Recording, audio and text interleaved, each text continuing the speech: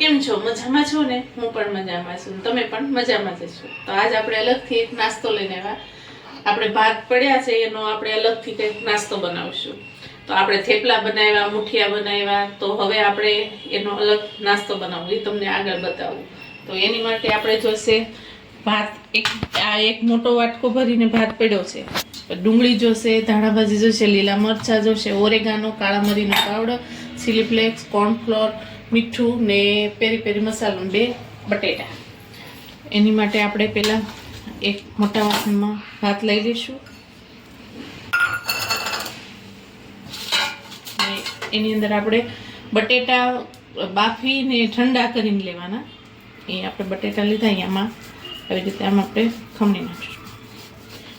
ઠંડા થાય પછી જ લેવાના, એટલે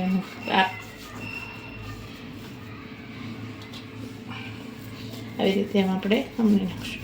આપણે ભાત પડ્યા હોય તો વધીને વધી આપણે શું છે કે થેપલા બનાવતા હોય, મુઠિયા બનાવતા હોય એવી રીતનું. એની કરતાં બનાવો તો છોકરાને પણ ભાવે ને આપણને રાતના નાસ્તામાં 4 વાગે નાસ્તો કંઈ કરવો હોય, છોકરા સ્કૂલથી આવ્યા હોય કે સ્કૂલે મોકલવા હોય, ક્યારે શું બનાવશું એમ થાય તો તમે આવી રીતે નવી બનાવી શકો છો. આપણે ડુંગળી લીધી છે, એક વાટકો ડુંગળી નાખી દઈશું, ઝીણી કાપવાની. લીલા મરચાં લીધા છે, તમારી પાસે ગાજર હોય તો તમે ગાજર પણ નાખી શકો. લીલા ધાણા, પછી કાળા મરીનો પાવડર 1 ચમચી, આપણે ઓરેગાનો લેવાનો છે 1.5 ચમચી, આ ચીલી ફ્લેક્સ છે એ લેવાના છે 1.5 ચમચી. છોકરાઓને ખાવાનું હોય એટલે બહુ તીખું થઈ જાય, આપણે લીલા મરચાં પાછા નાખ્યા છે. આપણે ભાત બનાવતા હતા, ભાત બનાવવામાં મીઠું નાખેલું છે ને બટેટામાં નાખેલું, એટલે એ આપણે આ મસાલા પૂરતી જ નાખવાનું છે. તો આપણે નાની 1 ચમચી ને આ છે પેરી પેરી મસાલો, એ નાખીશું આપણે.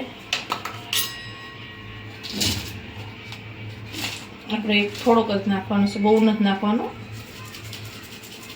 પેરી પેરી મસાલો ને 3 થી 4 ચમચી આપણે કોર્નફ્લોર નાખીશું.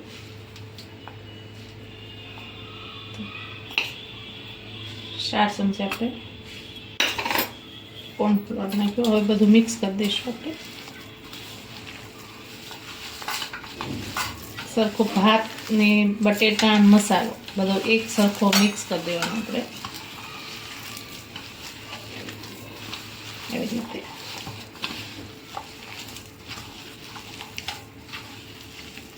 બધું આપણે મિક્સ કરી દઈશું.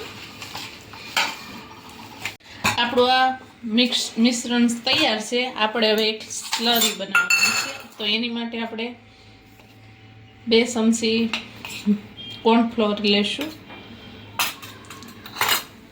એમાં થોડુંક મીઠું નાખશું,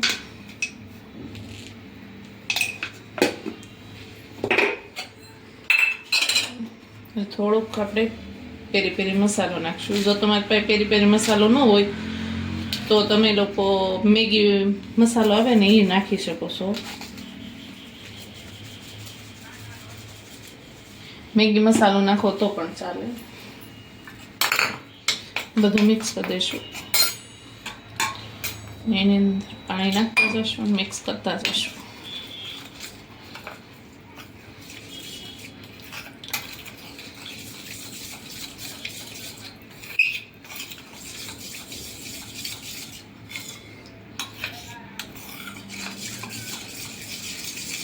આપણી સ્લરી તૈયાર છે. હવે આપણે સાઈડમાં મૂકી દઈશું. ને આ આપણે બ્રેડ પડી હોય ને એનું બ્રેડ ક્રમ્બ બનાવ્યું છે, એ જોશે. તો એની માટે આ મેં મિક્સરમાં થોડીક પીસી નાખી બ્રેડ પડી હતી, તો એને અહીં સાઈડ પર નાખશું. ને એક આપણે જરીક તેલ હાથમાં લગાવી લઈશું, એટલે આપણા હાથમાં ચોટે નહીં. એ રીતે આમ તેલ લગાવતા જઈશું. ગોળ ગોળ આપણે બોલ મીડિયમ બનાવવાના, બહુ નાના નહીં બહુ મોટા નહીં, એવા બોલ બનાવી નાખી થોડા. આવી રીતે આમ બોલ બનાવી નાખવાના, પછી એને આવા નાખવાના સ્લરીમાં નાખીને પછી આપણે માથે થોડીક સ્લરી લગાવી દેવાની. એવી જ રીતે આ બીજું આપણે બનાવ્યું હતું ને એવું. પછી એની ઉપર આપણે આવી રીતે બ્રેડ ક્રમ્સ છે ને એ લગાવી દેવાનું.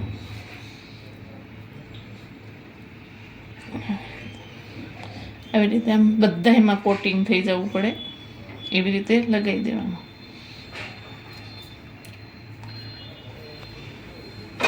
આપણે આવી જ રીતે બધાય બોલ આપણે તૈયાર કરી નાખશું. આવી રીતે આના બેટર છે ને બધાના બોલ તૈયાર કરી નાખશું. બોલ્સ તૈયાર થઈ ગયા છે. હવે આપણે એને તેલ પણ ગરમ થઈ ગયું છે, આપણે તેલમાં તળી લઈશું. એક એક કરી ધીમો ગેસ રાખવાનો, ફૂલ નથી રાખવાનો. એક અલગ જ નાસ્તો થઈ જાય. જો તમારા છોકરાને ટિફિનમાં પણ તમે દઈ શકો છો,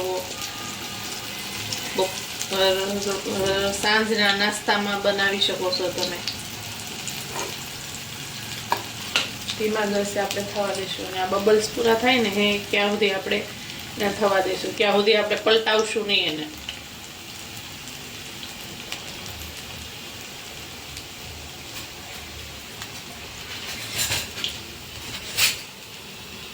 ધીમો જ ગેસ રાખવાનો. આપણે ભાતમાંથી અલગ જ નાસ્તો થઈ ગયો ને, રાઈસ બોલ. અલગ ને નવી જ રેસીપી જેવી. તો હવે તમારે ઘરે જો ભાત વધ્યા હોય તો આવી રીતે તમે નાસ્તો બનાવી શકો છો. રાઈસ બોલ છે, આપણે નાસ્તો રાઈસ બોલનો બનાવીએ છીએ.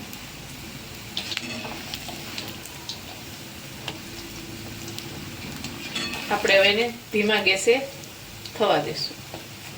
આપણા રાઈસ બોલ છે એ ક્રિસ્પી થઈ ગયા છે. આપણે એને હવે બહાર કાઢી લઈશું. આવા થાય ને આવા કલર ત્યાં સુધી રાખવાનો. આપણા રાઈસ બોલ્સ તૈયાર છે. અવાજ પણ આવે છે ને. આપણે એને કાઢી લઈશું. એવી જ રીતે બીજા બોલ્સ નાખી દઈશું. તમારા ઘરે જો ચીઝ પડ્યું હોય તો આની વચ્ચે તમે બોલ્સ બનાવો હોય ત્યારે એની અંદર નાખી દો ચીઝ નાખ્યું તો પણ ચીઝ બોલ થઈ જાય.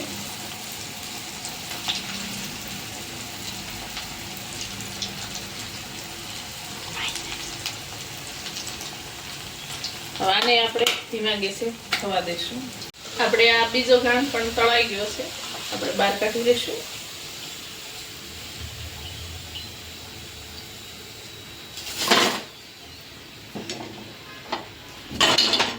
આપણે આ બીજો ઘાણ પણ તળાઈ ગયો છે, એની અંદર આપણે આ પેરી પેરી મસાલો આવે એ નાખીશું. આવી રીતે ઉપર ભભરાઈ દઈશું. પેરી પેરી મસાલો છે અને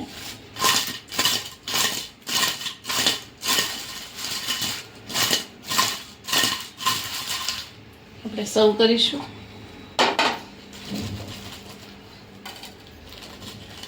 તમારા ઘરે જો ભાત બચે તો આવી રીતની તમે બનાવી શકો છો. સોસ સાથે એને સર્વ કરીશું. તૈયાર છે આપણા રાઈસ બોલ. જો તમને મારી રેસીપી સારી લાગી હોય તો લાઈક કરો, શેર કરો, સબસ્ક્રાઇબ કરો. ભલે મિત્રો, બાય.